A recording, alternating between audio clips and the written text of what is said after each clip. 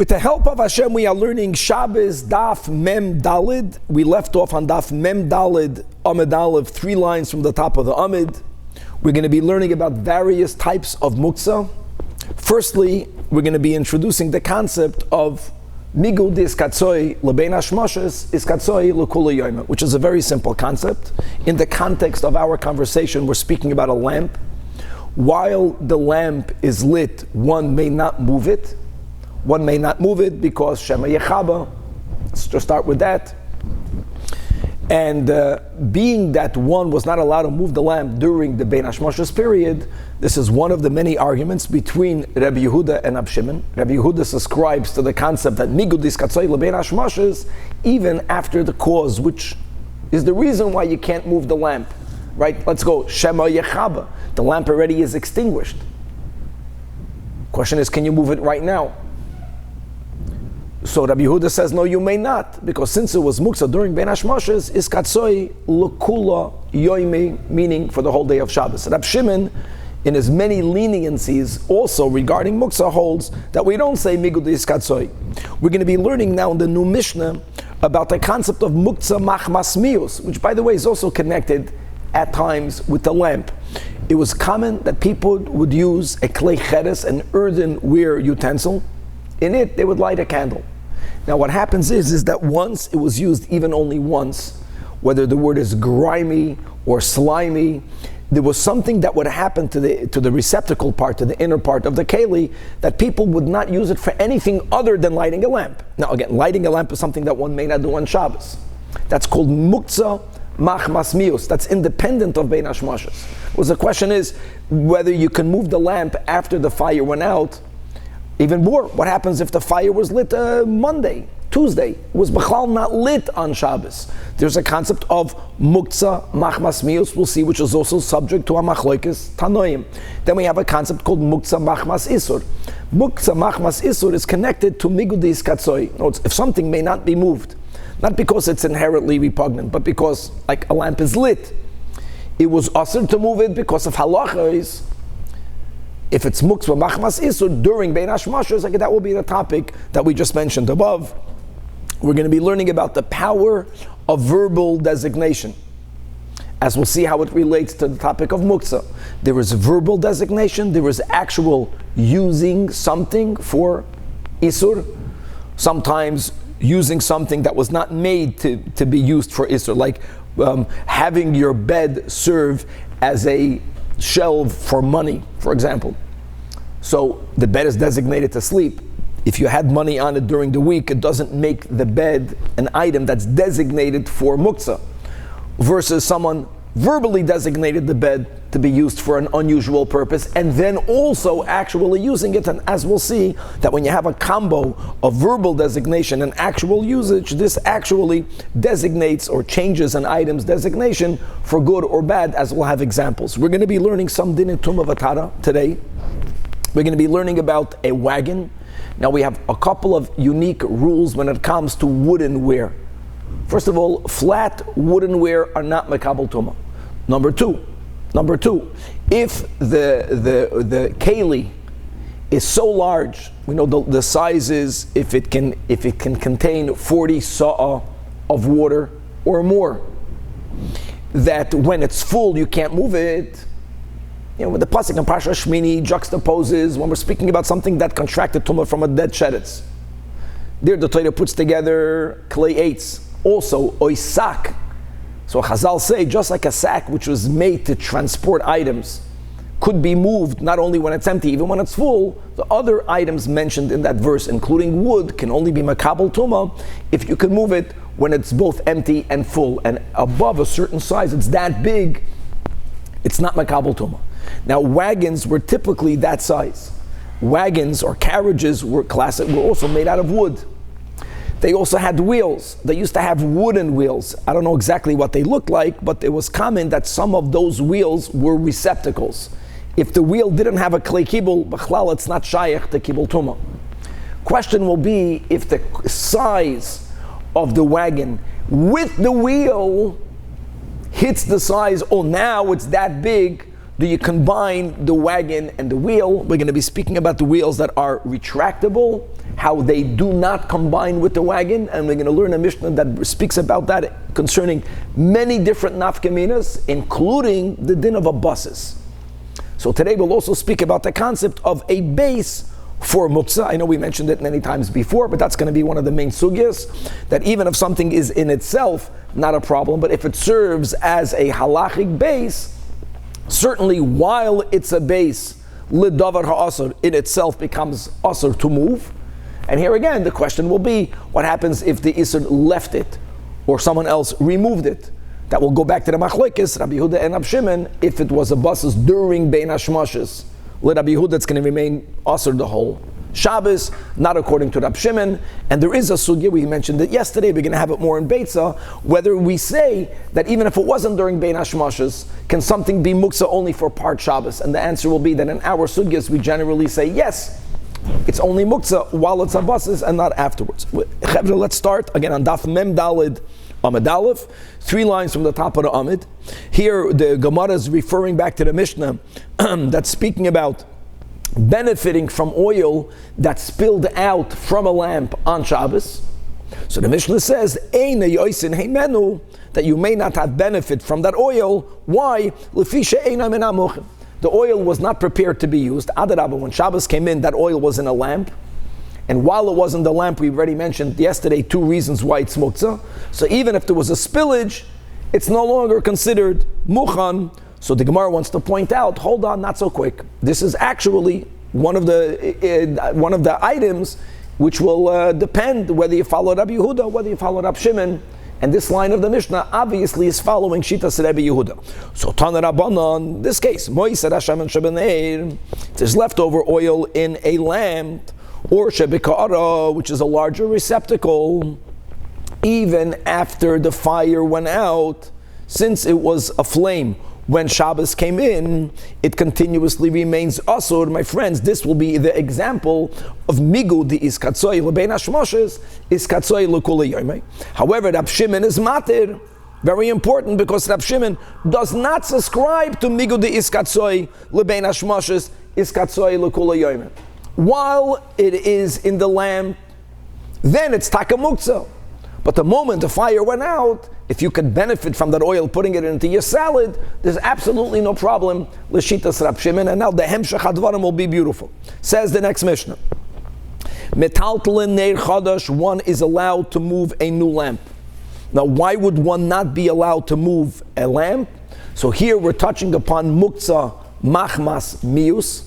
Something is muktzah because it's repugnant. Like we mentioned that when you would use a earthenware small receptacle as a lamp, even though you only used it once, not on Shabbos, B'chlal, that keli became basically exclusively designated to be used again for a lamp. You can use it many times over, but no one would use it for anything else. Now guys, a lamp, fire is something that you can't light on Shabbos.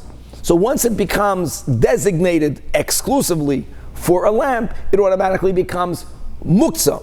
So metaltalin ner chadash, avalo yashan. Look inside the Rashi. Metaltalin, mamish, the top line. Metaltalin ner chadash she'einay ma'us. We're speaking about an earthenware, not a metal. The Gemara is going to speak about a metal utensil that was used for a lamp. Whole different din. It does not become repugnant. And therefore, v'chazi li'ishtamush lehedya. So what does that mean? Chadash shaloi dalak by ner ma'olam. Vayter in Rashi. Avalo yashan. Yashan means not because it was on Shabbos. No, it was used on Tuesday. You used once. These you have to see it. They became grimy. They became repugnant. They became ma'us. Avalo yashan. That's called the muktzah machmas mius hu. Now, there's many levels in something being repugnant. This is not Rabbi Yehuda and Rab Shimon, but we'll see it's a machlokes Rabbi Yehuda and Rab Meir, whether we consider this griminess, the sliminess, enough ma'us to make it muktzah. This is the shita of our Tanakama. We'll see soon who the Tanakama is. Rab Shimon Oimer. Rab Shimon disagrees with that. And he says, Kol hanerois mitaltalin, even if a lamp was of earthenware, was used during the weekday, even though most people now will only use it for a lamp, but some people will have an item that they would want to store somewhere. They would put it in there. Chutz min haner hadoilik b'Shabbos. In other words, hadoilik b'Shabbos means a lamp while it's lit. While it's lit, then the lamp is muktzah. After it went out, even on that Shabbos, again, Rabbi Yehuda, Rabbi Shimon doesn't subscribe to muktzah machmas miyus. Rabbi Yehuda doesn't subscribe to migu de iskatzoy lebein hashmoshes, iskatzoy lekula yoyma.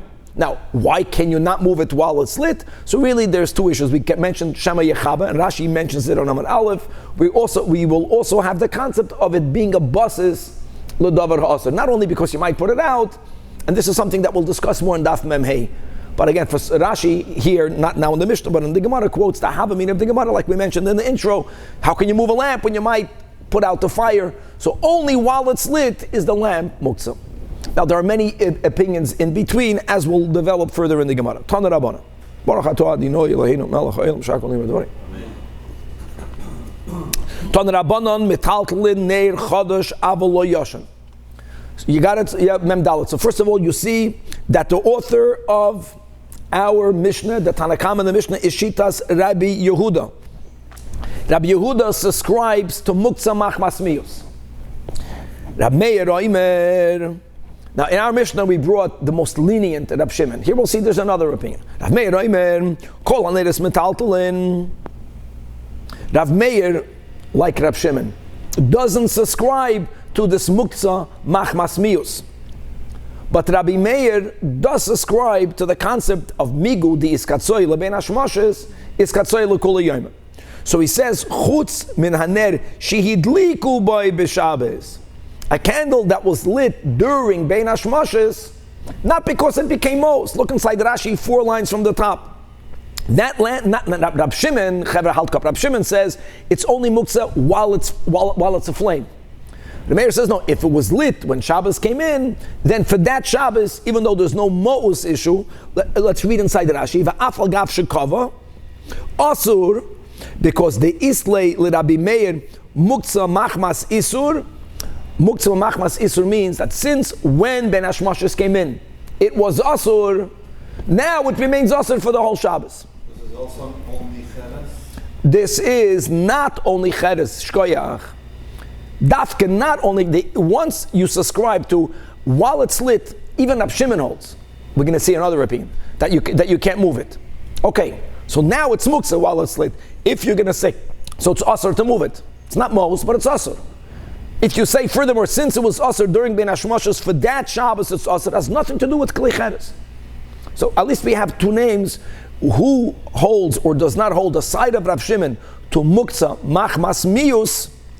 So Rabbi Yehuda is the machmer. Rabbi Yehuda subscribes to muktzah machmas miyus. If you have a lamp, yashin, not Shabbos, it was used once in the weekday, becomes muktzah machmas miyus. Rav Meir doesn't hold of muktzah machmas miyus, but he holds of muktzah machmas isur migu de iskatzoy. Now we're going to go back. Let's go back inside the Braisa. A more lenient opinion, which we had in the Braisa, which we had in the Mishnah. Rab Shimon Oimer, no, it's not. You don't say that if it was lit in the beginning of Shabbos, it remains asur. Koydem kol, Rab Shimon doesn't subscribe to muktzah machmas miyus. On top of that, when will a lamp be muktzah? Only while it's burning. Chutz min haner. You see the lashon, not shehidliku boy, not in the past. In the present, hadoilik b'Shabbos. Only while it's burning. Once it went out, it's not muktzah. Kafsa mutalataltalam. However, avol. Now this avol will have to be explained. Is this avol going to Rab Shimon? Is this avol another Tana? Says the Mishnah, says the Braisa, kois. Now this l'chora is speaking about size, and we'll see size matters. A ner was classically smaller. It wasn't what you see, but it wasn't glass and beautiful. It was an earthenware. But if you have a cup, or if you have a bowl, or you have a ashashes, it's some sort of glass beaker, it's some sort of cylindrical bottle. When you think about with a flat bottom, you know, the point is it's a larger utensil, and I'm going to cut to the chase, I'm giving you the maskana. It has so much oil that it could have burned throughout the whole Shabbos. That will make a difference. Unlike the lamp, our candles, we know it burns for 2 hours, 3 hours, 4 hours, and that's it. Here the Mishnah says, and again we'll see the maskana, lo yazizim imakaimim. They may never be moved, even after the fire went out, even if it happened on Shabbos. And again, we're going to come back to this aval. Now comes along Rabbi Eliezer, B'Rab Shimon. Wow, he has the most lenient opinion. He holds mistapek min haner hakava. You can take oil directly from a lamp, not that went out. You have to know how to teach. Here, hakava means from a lamp that is going out. You can take oil out of a lamp that is going out. On Shabbos. Wow. Now let me just say like this. If you remember, we quoted already a few times that taking oil out of the lamp is called kibui. You're being machaba. But we also we already spoke out that why should that be an isur d'oraisa chayiv chatos when it's indirect? It's l'choyre indirect. Because you're just causing it for it to go out earlier. So Rab Lazar B'Rab Shimon holds that the reason why you may not take oil out of a lamp is because when the fire is burning properly, even if there's a lot of oil in the container, when you take out oil, at that moment, the power of the light gets diminished. It feels that some oil is being taken out. But when the fire is at the end anyways, it's now being extinguished, it will not be diminished when you take out the oil. It's going to burn for a less amount of time, but that's indirect. It will feel. It won't, the brightness won't get diminished. To the point where halachically you're being machaba. That's a very big leniency. U'min haner hametatef, and also, not like we learned in the Mishnah, like we learned on top of the Amid. We learn now that oil that drips out you can't use. No, he doesn't subscribe to that. Is there another issue if you move the oil a little bit, so this will affect the... Yeah, so he's very lenient. So that's a very big leniency. And certainly from oil that dripped out on its own, he doesn't subscribe to the fact. He's very much like his father. In other words, he doesn't hold of migudis katsoy lebein hashmashos, but he's even more lenient. And vafilu b'shosh haner doilek. Wow. No, that the oil is not muktzah, that's one chiddush, one leniency. He holds that when you remove the oil while it's at the point where the candle is being extinguished by itself, you will not diminish the brightness, and you're not being machaba. Talk about the wick, or you talk about with He's talking about the oil, just the oil. To use it somewhere else or something. Yeah, that's the topic the whole time.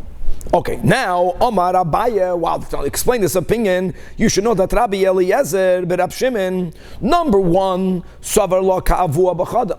In one point, which will be in a kula, he holds like his father shita, and then he goes even more lenient. And for that, Upalig Alei B'Chada, and the Abaye explains. Savar Lo Ka'avua B'Chada, he first of all does not subscribe to the broader application of muktzah. That's clear. Let's start with Migud the iskatsoy lebein hashmashos iskatsoy lekula yomer. Because if he would subscribe to that, he also agrees that when the fire is burning properly, at that time you may not take the oil. At that time, you can say you can't even move it. Shema yechaba. At that time, we have an issue of a buses. He subscribes to all of that. The only novelty, but like his father, now we're not there anymore. Now the fire is flickering, it's going out. At that time, like Rab Shimon, after the fire went out, now it's no longer muktzah. However, furthermore, the ilu avua savar. When does Rab Shimon allow for you to use the oil on that Shabbos? Only after it was extinguished. Kava in, loy kava loy. Let's go muktzah. It's now being designated for the for the lamp. The ilu, that's the big kula. Savar af agav de loy kava. As long as you halachically are not extinguishing the flame. So again, he only holds that you can do it while it's going out. It's interesting. Then you removing some oil is not considered an act of kibui. At the moment of you taking it out, you don't then diminish the brightness of the flame. Avo, Let's go weiter. Now he's quoting the words that we had above. Kois u'ka'arav hashashis. These are larger utensils. Says the Braisa, lo yazizam im kaimam. Lo yazizam im kaimam means, my friends, that you cannot take the oil even after it was extinguished. Question is, this was written in the Braisa, behemshuk to Rab Shimon. Rab Shimon holds that once the lamp was extinguished, he doesn't hold of muktzah machmas mius. The lamp is not muktzah. The oil is not a problem. Right now, there's no fire in it. So, ma'ishnahani, why would the oil being in D-scale be different? So, the first attempt of the answer is, you're right, it can't be Rab Shimon. Amarula, Seifa, meaning the one-liner, Aval Kois U'Karav Hashashis, is following Rabbi Yehuda. That fits. Rabbi Yehuda does ascribe to Migudis Katzoi LeBein Hashmashis. So therefore, anything that wasn't a lamp during Bein Hashmashis, a flame, that can never be used for the remainder of that Shabbos. Problem is the word Aval. The word Aval means it's the same Tana differentiating. Maskiv La Marzutra. Oy bazoi achimai avol, and therefore he rejects the interpretation of Ulam. Ela Omar Mazutra, that lo oilam Rab Shimon. However, v'chi koshari Rab Shimon, taka you don't hold to migudis katsoi, but that's only b'nei zuta. The lamp is small. In other words, when you lit it lechatchila, it wasn't completely out of your mind that there was a possibility that this little lamp, the fire will go out, the fire will zikr go out during Shabbos. So you had in mind, if you'll need, you're going to take a little bit, don't forget, while it's burning, lit up Shimon, I don't care how little or how big you can never take the oil. The lamp is not going to last. There's always remaining of oil in all of these lamps. So he didn't dafka set it out of his mind of it being used. And since Hitaka holds that you don't say Migudei Iskatsoi, you could use it. However, the Data Ilavi, Aval Hani, when you have Kalim, in which you can put enough oil to burn for 25 hours or more. That's the point of the Kois Ka'ara Nashoshes. It's not what the lamp is made out of, it's the fact that it's very large. There, don't forget, lit up Shimon, while the fire is burning, you may never take out the oil. So since when you lit it before Shabbos, you thought it's going to burn the whole Shabbos, even though Rab Shimon has a much narrower application of muktzah, but that's bona fide muktzah. In other words, when you lit it, you knew this will not be used for Shabbos. Abulhani, the nefishi, loy. Of course, the whole muchan and muktzah is about machshava, with sometimes a maisa as well, as we'll see in a couple of lines. But just to know, the word muchan, prepared, means b'machshava, what you designated it for. Let me just say this right now, that the more an item is unusable, or the more an item was already pre-designated for A, you making it designated for B, at times will demand more than a machshava. If an item is neutral, then machshava is definitely powerful enough for you to make a halachic designation. Okay. I frag the Gemara v'hatayim, we learned in a Braisa that Moiser Hashem and Shebener v'Shebe Ka'ara, you see the Braisa puts together a ner, a lamp, and a bowl, asur. That's because Migudis Katzoi, while it was a flame, it was asur. And on that, Rab Shimon is matir, and Rab Shimon is matir even on the bowl. You're telling me that if the keli is large, even Rab Shimon is moida, since when you lit it, you thought it's going to burn the whole Shabbos, you set it aside from it being used. So the Gemara says, it's amazing. This Braisa that we just quoted two kelim, Neir and Ka'ara. Context. The Braisa above quoted Kois and Ka'ara. Just because she's used the same word, how big is a bowl? Well, I don't know, you have a 10-ounce bowl, you have a 50-ounce bowl. You have to see context. There, Neir and Ka'ara. So it's referring to a Ka'ara that's Dumya the Neir. In other words, it's relatively small. That's why when you lit it, it's not a 25-hour candle. It's a 12-hour candle. It's better than a lamp, better than a Neir, but not that big. And Hachi Ka'ara Yoduma de Kais. Pashat. Okay. Says the Gemara, Omar Rab Zera. Now what we have over here is Shitas Rab Meir, as we had in the beginning of the Braisa, that Rav Meir subscribes to the concept of Muktzah Machmas Mius. I'm sorry, Rabbi Yehuda. Rabbi Yehuda subscribes to the concept of Muktzah Machmas Mius. Rabbi Yehuda is the Tanakam of our Mishnah. Now, Oy Bazoi, there'll be a difference between a a earthenware lamp, that if it was yashan, it may not be used, versus a metal lamp. But on the other hand, Rabbi Yehuda subscribes to migudi iskatzoi. Rabbi Yehuda holds of muksva machmas mius avolo yashan, which means that a metal lamp won't be problematic because it doesn't become ma'us. But don't forget that Rabbi Yehuda, unlike Rab Shimon, subscribes to muksa machmas isur, meaning that if this was lit during Bein Hashmoshes, even though it's not repugnant, it's going to remain usher for the remaining of Shabbos. So Rabbi Yehuda has both, gam machmas mius v'gam machmas isur? Rabbi Yehuda, correct. And Rav Meir holds that Rav Meir does not hold of muksa machmas mius. I'm sorry, Rav Meir does not hold the Maksamiyos, but Rav Meir also holds that if it was very good. So Amar Rab Zayda, Pomoit means a metal lamp, a metal keli. It doesn't necessarily mean a metal keli that was designated exclusively to be used for a lamp, but it means it was metal. The point be that even after you used it once or twice or thrice, it's no longer, it doesn't become repugnant. Okay, so Pamoit sheidliku by b'Shabbos. By Rabbi Meir, Rabbi Meir doesn't subscribe to muksa machmas mius. But if it was lit on Shabbos, what is that? That's migudis katzoi lebein hashmoshes. So the divrei hamatir asur.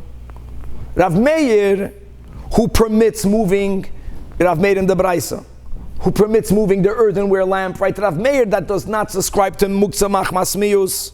Rav Meir, Shlomo, does subscribe to migudis katzoi.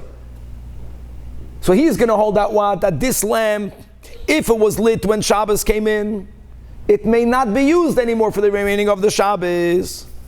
L'divrei ha'oiser, who's l'divrei ha'oiser? Rabbi Yehuda, who asers using a lamp, an earthenware lamp that was even used only once because of mius, mutter. Now, why would it be mutter? That's going to be a problem.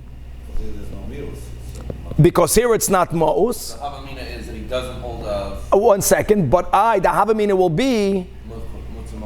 But it was usher when Shabbos came in. So the havamina will be that he doesn't hold of that, and the Gemara is going to right away refute that. That can't be. Frek the Gemara la memra.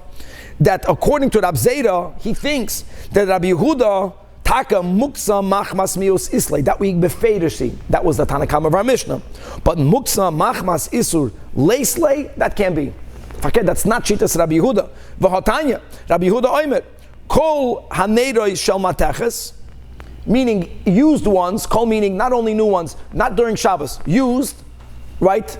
Rabbi Yehuda holds of muksa machmas mius, but mateches does not become mo'us. That's the point. Metaltalin chutz minaner sheidliku by b'Shabbos. Not because of mius. Rabbi Yehuda also subscribes to what we just said on Rav Meir, muksa machmas isur migudi iskatzoi.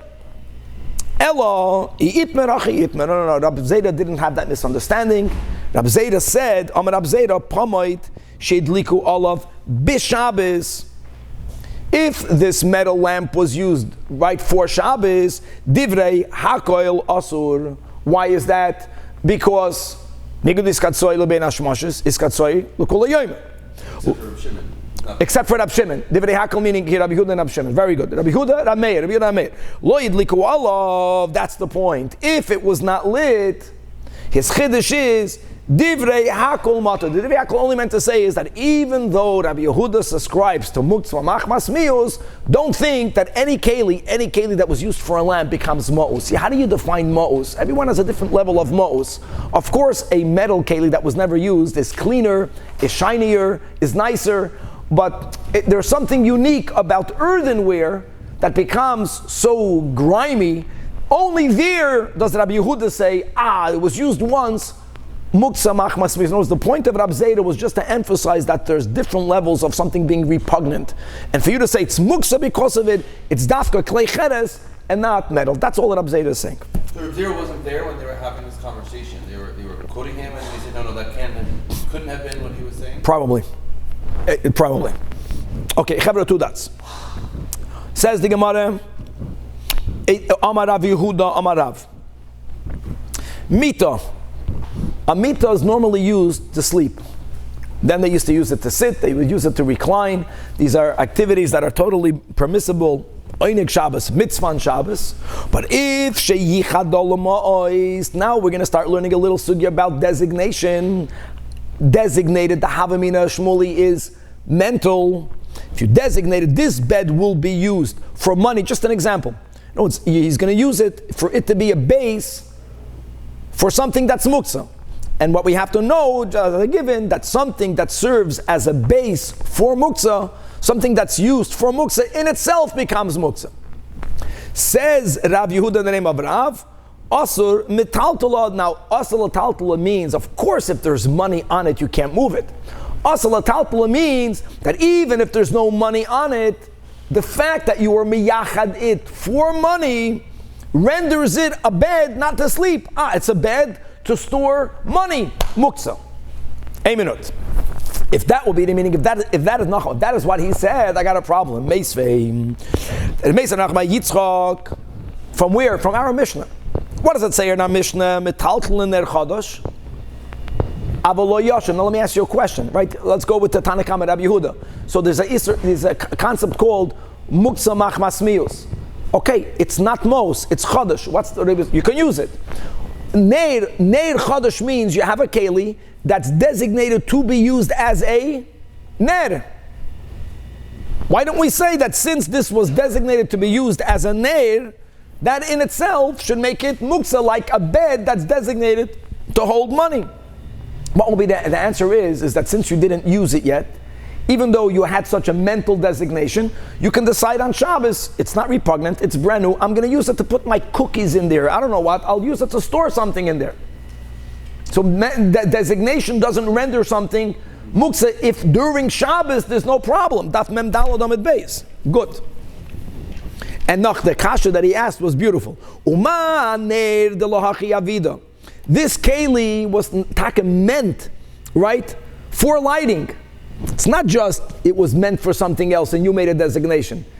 This is its primary purpose. Nevertheless, the Tanakh Rabbi Yehuda, who's machmer by Mos, holds ki lo yihid ligba shari lataltala, because it's not yet muktzah. Mito, even more a gavaldik question. The lav de lohachi avida. That is not made to store money. That is made to lay upon. So just because you mentally designate it for something else, that should mamish change its designation at kedei kach, that even if there's no money on it, it becomes muktzah, loy kol shchen, it should be permissible. And again, to the point that it can be that Rav said that, Ella, itmer hachi itmer. Yeah, you're right. A bed, yichada means, let me just add another nuance over here. When we speak about mental, according to many Rishonim, it's mental and verbal. We're going to have the same similar topic in the beginning of Kachim and Zvachim, right? The machsheves l'shma, shaloi l'shma, l'shem ba'olim, l'shem another carbon. Is it just machshava, or is it machshava verbalized? Let's go. It's being verbalized, but that's also not enough. It's not a maisa. So, if first of all you had a verbal mental designation, and on top of that, hiniach oleh ha'ma'os, it was actually used, guys, not on Shabbos. On a weekday, you have to help this. These nuances are very important. It was used on a weekday, and before Shabbos, there's no money on it. But here, not only was it verbally designated, mentally designated, it was also bepoil used. Now, that is what Rav says. Asur l'taltala. Asur l'taltala, meaning, look inside the top line in Rashi, even if when Shabbos came in, there was no money on it. Doesn't matter. And now we answered the question. What was the question? In our Mishnah, we spoke about a ner, if it's chadash. That means it was never used. Even though it's not, so it's not most. Rabbi Yehuda the Machmer says, Shari, look inside the second line in Rashi. Now we got the answer. V'loidami l'ner, shel mateches. The Shari, one second, there are two things. First of all, you have to use it. So the ner of cheres was never used. But now we have another kasha. What's the other kasha that we learned on Amud Aleph in the Gemara, the Rab Zera, about the metal lamp? Now the metal lamp, what was the point that Rab Zera made? Taka Rabbi Yehuda holds of muksa machmas miyus, but if it's not metal, now we're speaking about a metal lamp that was used prior to Shabbos. Now we got a problem. If a metal keli was used prior to Shabbos, it should be like the bed designated for a lamp. It should remain muksa even though there was nothing burning on Shabbos.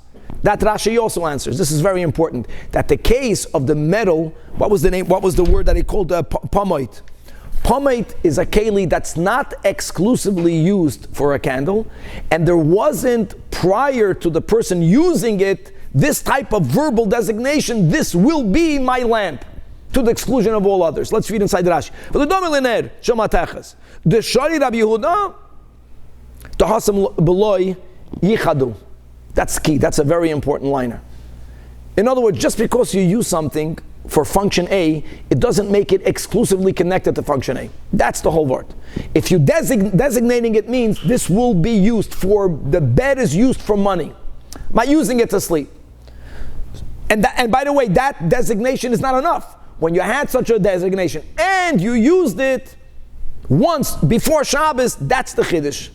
This is great. Is that like common, per like an area, or is that like because we have that concept. If like there's something that in this city it's used it this way, or is this like general? Everyone knows a bed. I would say that it has to do with the locality. But here the point is that no matter, it means even, by the way, another detail, if I used my bed to put my wallet, I put my pants on my bed, that's not called yichadoy. I was not miyached it. That means that it's multi-purpose doesn't make a muksa. Here a person says this bed will only be used for storage. And even that is not enough to make it muksa. Now we're getting somewhere.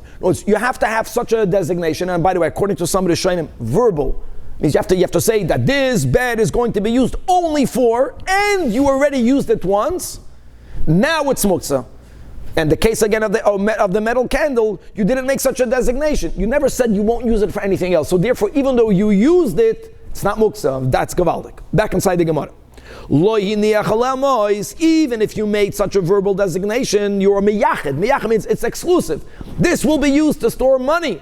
But if you never did it, mutter letaltulay fakert. In other words, the point of Rav is that only verbal designation is not sufficient to make a bed muksa. Give example, a kedushin. So I'm just making my harayat nikudeshes li. But together with that, you have to give kesef, or you got to give a shtar. Just verbal. Now there are other areas that it's not that way.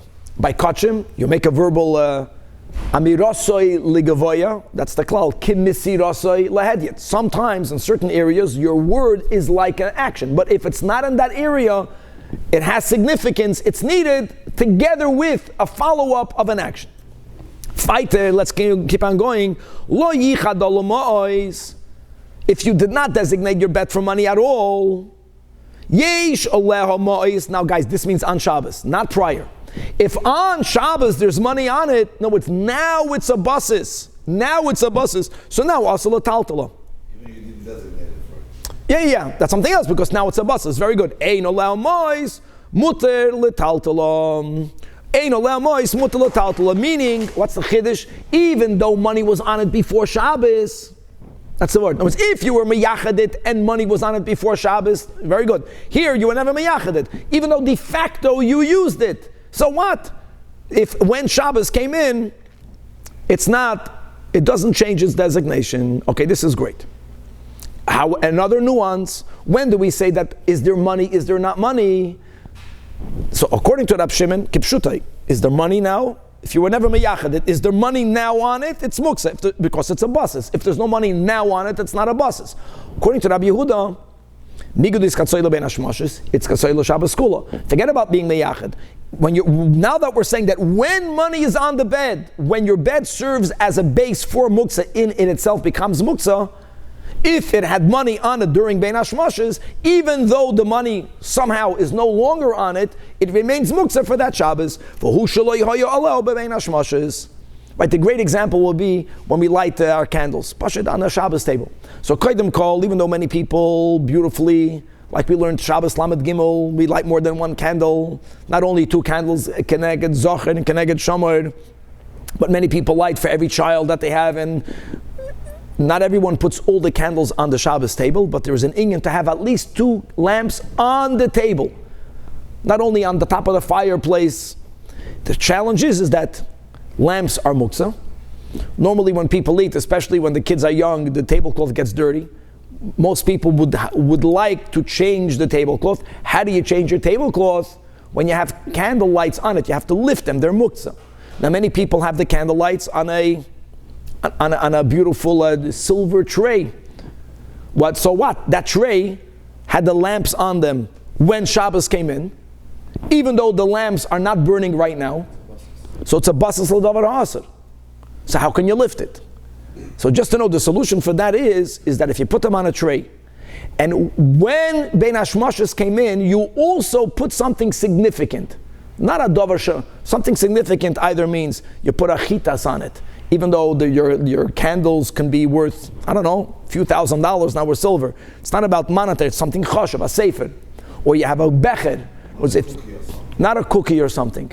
Now, I don't know where to draw the line, but something that has chashivus, that's something else. You should know that if something is a basis, both ledavar hamutar and ledavar ha'asur, we're lenient over there. That many people do that in order for them to be able to change the tablecloth. Okay, let's go weiter. Yes. Yeah, but we still try to add that. You can also say kevan, that moving tiltul min hatzad. We learned that yesterday. There are many heterim, but when it comes to a base, the best solution will be when you make it into a base, both l'davar hamutar and l'davar ha'asur. So I was wondering about. I just want to add one thing. But when the fire is lighting, you can't move it because shema yechaba. In other words, when you move a lamp, even now, even the candles, your taka might put it out. But when it goes out, then you have no problem moving it. If you have money on the bed, then it comes time to go to sleep. So okay, so Kavan, so Shuki is saying the same thing, that if you have money on the bed, even though we learned it's everything, you can take it off kala achayad, tiltul min hatzad, and tiltul min hatzad. And then you can sleep on it, but the bed itself might still be muksa. The bed itself might still be muksa because migud is katsoi. What about something you have muksa that's always there? For example, a clock on the desk or a night. How is a clock? A clock is not muksa. No, give me an example, Tzemach. So money is really muktzah. That's a good example. So if you keep money in your drawer or by your table. Keep money in a drawer, so there are other items in your drawer. There are other items in your drawer. That's a big difference. But you keep it there. That's the place where they're all. The point is that's the place where they're always kept. No, the point is that you if you only keep money in that drawer, that makes it much worse. Especially if you verbally made such a declaration. And Yutaka have that problem, even if you don't have money right now. But Tzemach, I think most people don't exclude their drawer to anything else. People have all sorts of things in the drawers. Right. Putting money on a bed sounds like No. They didn't have the kelim that we had. That's not true, Tzemach. They had no closets. Can you imagine living in a place where there's no closet? No, that was that. No, it's that Azoidos. They had an old bed. The mattress wasn't good anymore, so they said, okay, this will be used for that. It was like a drawer, not for a bed. That's very good. Yichad. The word yichud means exclusive, not also. Money under the mattress comes from over here. Shkoyach. Very good. Okay, now Chavre, let's go. Amarulam. Based on this premise, guys, don't forget we're quoting Rav. Clearly it comes out that Rav is saying that if the money was on the bed, Bein Hashmashos, that means Rav is subscribing to Rebbe Yehuda's Chumrah, not like Rab Shimon, of Nigud is Katzoy leBein Hashmashos, is Katzoy leKula Yoyma. I'm going to have a challenge on it, and we're going to jump for a moment to beautiful halachis in Tum and Tara. So here we're speaking about, like we spoke on in the intro, you have a muchni. So Amma Masiv Rabbi the Amoira Rabbi Eliezer or Rabbi Elazar, it's probably Rabbi Elazar. How can you tell me that Rav subscribes to the sheet of Rebbe Yehud of Migud Iskatzoi? There's a Mishnah in Kalim. Here we go again. When you have, think about any carriage, all of the stories of the Baal Shem Tov, right? Today we have cars, they have carriages. Carriages were commonly made out of wood and the wheels were made out of wood. If the wheel does not have a receptacle, then Bechlal, the wheel is not susceptible to becoming Tameh, because that's the din of Pshute Kle'etz are not Makabel Tuma. We're speaking about a wheel, however they were made, even though you look at Kevan's picture, I don't see the receptacle. It's a wheel that has a receptacle. The topic of the Mishnah is when you have a wheel on a wagon that had two types of wheels. You had wheels like our wheels that can be removed, and then they made certain wagons whose wheels were stuck onto it. This Mishnah is speaking about a wagon that the wheel could be removed. And that has many halachic consequences, and the Mishnah goes through every one of them, and every one is gavaldik. So we already spoke out one when we gave the introduction. Forget about the wheel. A wagon that's made out of wood, like any keli that's made out of wood, if it's beyond a certain size, that it cannot be moved empty and full, it's not susceptible to becoming tummy. So now the question, let's read it inside, says the Mishnah Muchni Shiloh regarding the wheel of this wagon. Bizman shehi nishmetes, when it's a type of wheel, that's what we would call removable. However they did it with their nuts and bolts, however they did it then ein chibur law. It's not considered connected, even when it's screwed on. Halachically, it's not considered one keli, it's considered the whole time two kelim. Lamay nafkemina. Number one, ve'ein nimdedes ima. Now, like we mentioned, the size of a wooden keli, we just learned this, that is considered so big, since it normally cannot be moved when it's full, that it's not susceptible to becoming tamei, is a keli that can contain 40 saw. But it's not exactly that way. What do I mean by it's not exactly that way? How do you measure the 40 saw? Another nuance. It's not whether you can put 40 saw in it. It's whether, let's say you have this humongous keli, and you would put the carriage in it. How much water would it displace? If it displaces 40 saw, now what displaced the 40 saw? Even the walls of the wagon.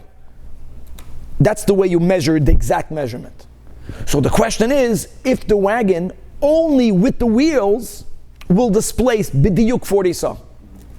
That will be the first nafkamina in the Mishnah, was if it's not removable wheels, if it was the types of wheels that once they put it on there was on there, it's considered part of the wagon. And if now you put that, if it has the shear of displacing 40 saw, it's a zoy grois, even though it's on wheels. It's a clear clay cable. Doesn't matter. It has to do with the size. And even, in other words, even though you can move it because it's on wheels, doesn't change the halach. Anything that with us, if not for you rolling it, it's the size, it's about size. A large, either a kleyes that was made lanachas, we learned that, even if it's small, if it was made always to be in one place, it's not makabel tuma, or if it is a size that normally when it's full, it would break, even though this is not going to break when you move it because it has wheels. So there's a shear of 40 saw. Shear of 40 saw is not the inner part of the keli, it's including the walls. How do you measure it? What displaces water? These Mishnayos, and there's an Ein Kanamakim, but there's a whole story of Rab Meir, of Rab Chedim the Rabbeinu Gershon. The Rabbeinu Gershon knew a soid of how to weigh something that was so large that there was no weight in the world to weigh it. He knew how to do it from water displacement, all from these dinim. There was a throne that he actually built, like Shlomo HaMelech, and then there was a chshad on him that he stole silver. So the king wanted to weigh the throne, and he knew that maybe some of the workers stole silver.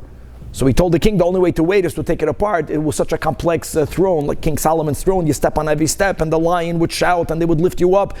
It was a mechanical work of genius. He says, I don't know if I can build it again together. Rabbeinu Gershon had two wives. That was the whole chedim of Rabbeinu Gershon. So the second wife, one of the wives, the not good wife, was paid by the king to get this. The king knew that Rabbeinu Gershon would know how to weigh it. And how would you weigh it? He says, a simple thing. You put the throne, that was humongous, on a ship. And you mark the height of the water on the other side of the ship. Then you take the throne out. Then you fill it up with rocks. And when the ship sinks to the same level, now you know that these rocks are equivalent to the weight of the throne. Now these rocks are shtiklach, they're rocks, they're not one rock. Then you weigh every rock separately. All of this is from this displacement of water. Anyways, coming back, so that's number one. Number two, the ein matzela sima, another din. Once you have a wagon in the size that it's not makabel tuma, so what did we learn? A simple din. If oil the beauty of an oil is that if I am under the oil with the mace, I'm going to become tummy. There's no halachic, there's no physical contact, but there's halachic oil. Mitzat sheni, if there is an oil that separates the mace and me, as long as there is a poiseach tefach between the source of tumah and the under part of the oil, so it's mafsik, the tumah, it's not tumah the tzutza, it doesn't go up. By medvaram amurim, if the oil itself is not makabel tumah, like in a house, because it's mechubar lakarka. If the oil itself is makabel tumah, then the tumah that's underneath it will go through it. So very good. Yeah, a person is in a wagon and they're going over a grave. If the wagon is a size that it displaces 40 saw of water, everyone in the wagon is saved. If the wagon is above the ground, if there's a tefach, they're not going to become. What happens if some chacham stuck his hand out of the window, but it's over the wheel? There's something protruding out of the wagon over the wheel. So if the wheel, gavaldik, is considered one keli with the wagon, since the wagon is matzil, so will the wheel, it's part of the wagon. If it's a removable wheel, and the whole Mishnah is speaking about that ein chibur la, that's the vart of the Mishnah. So therefore, ve'ein matzelas ima ba'oil hameis. How great is that? Another din, all Mishnais, weiter in the Mishnah and Kela. Ve'ein goyder noisa b'Shabbos b'shman sheyesh le'amohos bomba. That's the issue. What happens, my friends, if there is money on the wheel? Now you have to chop. It's not on the agola, on the wheel. Let me explain. So 1 second. Look at counterintuitive. If the wheel is considered one keli with the wagon, the money is not on the wagon, the money is on the wheel. The wheel is bottled to the wheel is not a chash of a thing. It's going to be mutter to move the wagon. Mutter to move the wagon. Why? Because the money is not on the wagon. The wheel is one keli with the wagon, but it's not the ikid part of the wagon. Ironically, dafke, if we're going to view the wheel as a separate keli bifnei atzmai, which means that the wheel is a basis. Once the wheel is a basis, then you cannot even move the wagon, because the wheel now is connected to the wagon. Mamash, the opposite the way you would think. That's the final din in the Mishnah. So, end of quote. Now, the wordings of the Mishnah is such that what? That if there was money on the wheel when Shabbos came in, but right now there's no longer, it remains permissible. So what do we see over here? The way the Mishnah worded it is in the present. Bizman sheyesh aleha mois. Not, which means, bizman she'ein aleha mois, I don't care if there was mois on the Shabbos bein hashmoshes, it's mutter. Nigid is katzoi lebein hashmoshes, is katzoi lekula yoma. So in other words, what he wants to point out, the Amoira that we see from a Mishnah, that we don't say migu. So the Gemara says, "Zechanoshkem problem, fine. It's Takasta Mishnah, and that Mishnah obviously is following Shitas Rab Shimon. Ayir Rab Shimon Nida Leis Leimukza, meaning Migudis Katzoi. But Rav, who spoke about the bed and made it clear that if there was money on a bed during Ben Hashmoshes, even though the bed was not miyuched for ma'ois, but now that money is on a Ben Hashmoshes, it remains mukza. Rav Kirab Yehuda Sviralei. And now we're going to have in the whole Memhei, what we're going to try to do is we're going to go through a whole series of Amoraim. We want to know with whom do they side. And it's very significant that Rav sides with Rabbi Yehuda because of the general rule that Bi'isura, we're going to paskin like Rav. Now guys, remember that in Shabbos in many areas we're lenient like Rab Shimon. But that's very significant this. In other words, Daf Memei, let's start learning, we have time. Hachinam mistabra that Rav ki Rabbi Yehuda Sviralei concerning the din of Migu de Iskatzoi. So let's go. To Omar Rav Manichener al Gabadekel b'Shabbos, a person is allowed Erev Shabbos to put the Shabbos licht. Or if you come from other areas in Eastern Europe, Shabbos lecht, You can put it on top of a decal. You can put it on top of a palm tree and light it there. You're lighting it there before Shabbos. Now, what would be the issue? I'll tell you in a moment. Look at the irony. Look at that. On Yom Tov, you can't put it. Why not? Rashi is mas. Look inside the top Rashi, top line. On Shabbos, you are allowed to put, it's before, meaning for Shabbos, l'kavod Shabbos, Rashi, mi ba'od yoim, al gaba dekel, v'yidlak Shabbos. What's the issue? The lekel mechash, that liche sheyechabe, the lamp will go out. Are you going to go up and take the keli? Lish lekei minei. And if you're going to go up the tree to take it, then you'll be violating the Isur Midrabanan of climbing a tree because you might do an act of Ktsira. Now, why does Rav say that on Shabbos there is no such a fear? If Rav would have paskin like Rab Shimon, that's the sugi that we learned today. According to Rab Shimon, the neid is only muktzah while it's burning. We're not speaking about a ka'ara. We're not speaking about the ashoshes. We're speaking about a lamp that's going to go out. But since Rav holds like Rabbi Yehuda that since it was muktzah during Ben Hashmashas, no one is going to get it anyway, so there's no fear you're going to climb up. Masha Inkin on Yom Tov. On Yom Tov, guys, lamps are not muktzah to begin with. So therefore, fakert, we're machmer, don't light and on Yom Tov, you can't do koitzer. Can't do koitzer. Remember that even though that you can do melechas oichel nefesh, and we paskin like Beis Hillel that metoich shehutra l'tzoyrech hutra namish shaloi l'tzoyrech. But then we also paskin that anything that could have equally be done prior to Yom Tov and it would have been as fresh as when it comes to food. We learned that Tosfos and Beitza from the Yerushalmi milisha ve'elach is mutter, which is gavaldik. You can do lisha, but to go and harvest the grain and to make flour or something, even though you're doing it for food, you may not do it on Yom Tov. Okay, and coming back over here. Now, third line from the top. That Rav holds like Rabbi Yehuda Sfirolei makes sense. Hainu Deshane, that's why we differentiate between Shabbos and Yom Tov. Ele Yomrat Kirab Shimon Sfirolei. If Rav would hold like Mali Shabbos, Mali Yom Tov, the same chashash that you might be mishtamesh b'mechubar, wordings of Rashi, when the fire goes out. I know that during Rab Shimon, while it's burning, it's muksa. But later, is the Charai holds like Rabbi Yehuda. For 1 second. V'Rav, we have time. V'Rav ki Rabbi Yehuda Sfirolei. V'ho bo minei de Rav. They asked the question of Rav. Ma'u l'taltulei shiraga de chanuksa. Can you move the Chanukah menorah? Mekamei chabarei. Taking it away from those Persian chabarim on Shabbos. So the chabarim, they were a cult of people that worshipped what they called the fire god. And not only that, they would celebrate during the time of the year that we have Hanukkah. These are old pagan Avodah Zarah idol worships, which gave birth to part of Christianity, which is why the Goyim, the Christians, they light these lamps for Kratzmach. It's connected to this Avodah Zarah fire, light.